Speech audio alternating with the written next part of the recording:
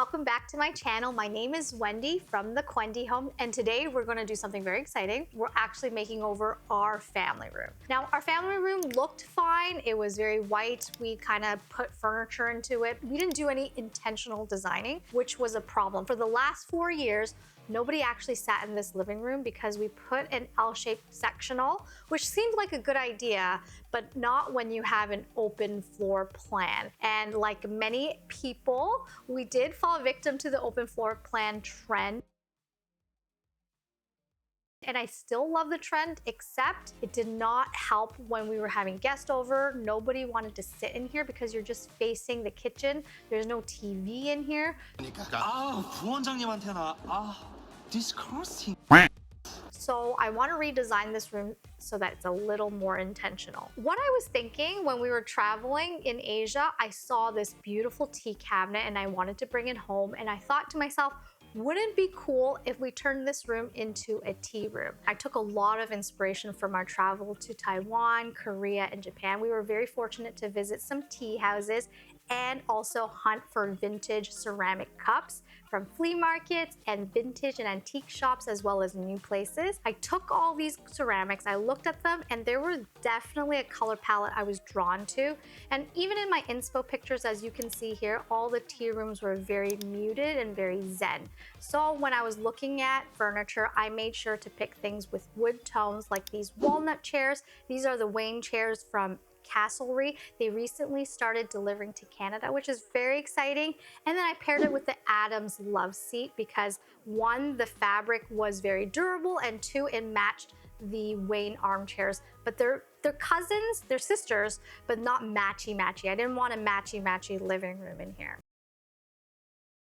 After the furnitures were picked out, I started looking at rugs, but realized that one, budget was a restraint. So I used the same rug that I've always had, and thankfully it fit into the rest of the house. Now for the back wall, I knew I did want to do a little bit of a feature wall with open shelving to display all those ceramics that we did pick up through Asia, and definitely with that tea cabinet that we brought home. So instead of like doing this very complicated DIY, I found these Amazon brackets that held 160 pounds. They're made out of iron, and when you put on the wood shelf itself, it's as if the brackets wasn't even there. So we got the look of a floating shelf with very little cost and also very little skill involved. For the shelves themselves, I picked up some Home Depot planks and simply just stained them, and I made sure to pick up a few samples of stain from Home Depot, and then I chose walnut simply because it looked like it matched the walnut chairs that we bought from Castlery,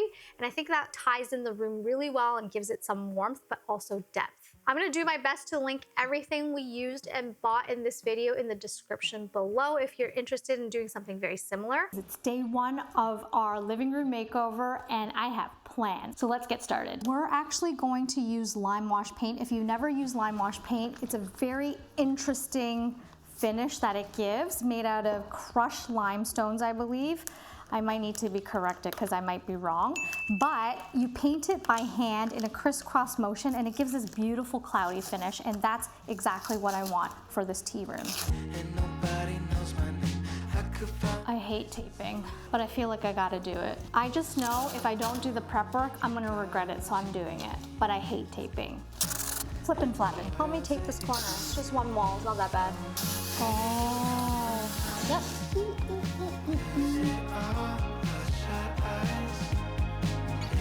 The thing with limewash paint is you have to continually mix it while you dip your paintbrush. You want to use a wide brush like I am right now and do crisscross motions. Think of it as crisscrossing clouds, and you're going to merge all the clouds together. This was a cloud we previously made. Let's make another one with crisscross motion and then connect it together.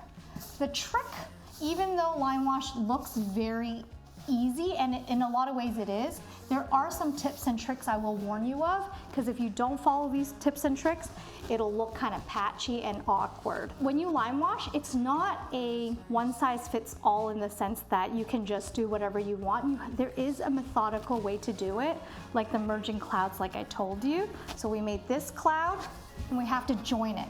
And if you join it after it dries, it will darken and your clouds won't merge properly. Your wide paintbrush is what gives it that feather-like texture. And so while it's wet, use that to your advantage. And make sure you continually stir your paint while you mix, because the lime wash will settle and you're just gonna get left with the water on top, so you won't pick up the pigment. That's why you continually stir every time you dip your brush.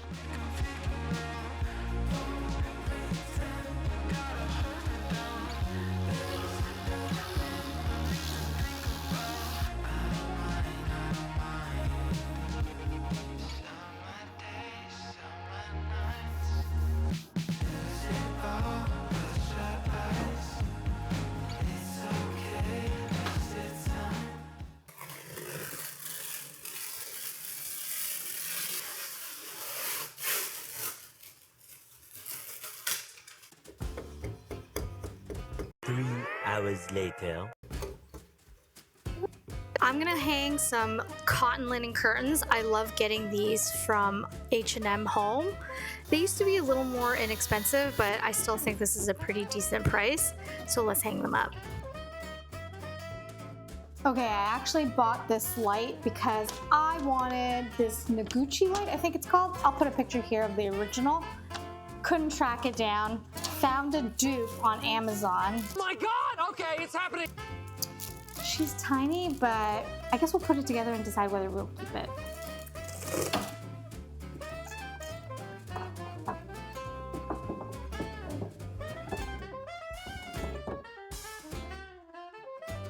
Okay, let's try styling this. The reason why we have a makeover to begin with. Now I like decorating like this because I can see in full scale, so take a step back every now and then and adjust accordingly. I like to start with the big things first, so it really grounds the space and work out. I need some branches.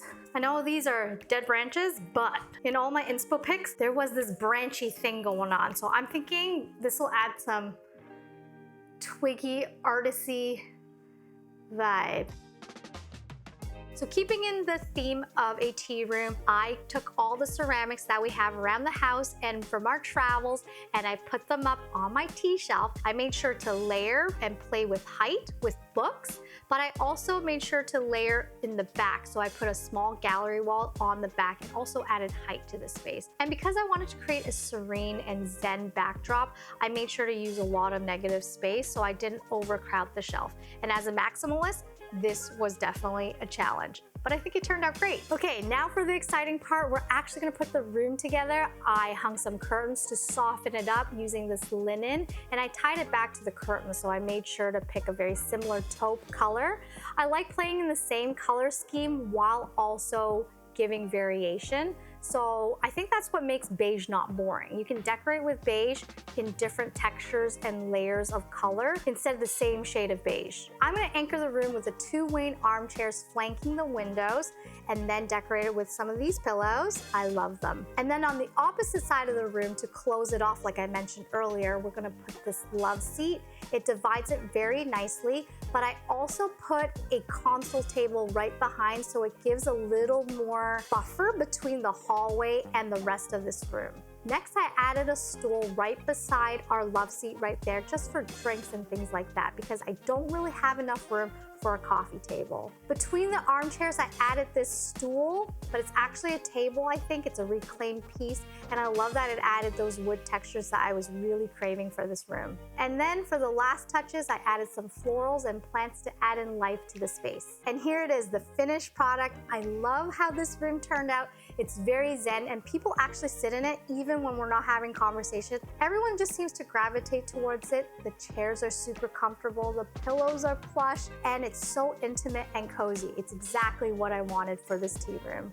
And that's it for the tea room. I love this makeover. I think it turned out great. Comment below, let me know what was your favorite part and what you would change, because I'm always looking for feedback here. And if you like this video, please like and subscribe so you can see more makeovers in the future. I'll see you in the next video.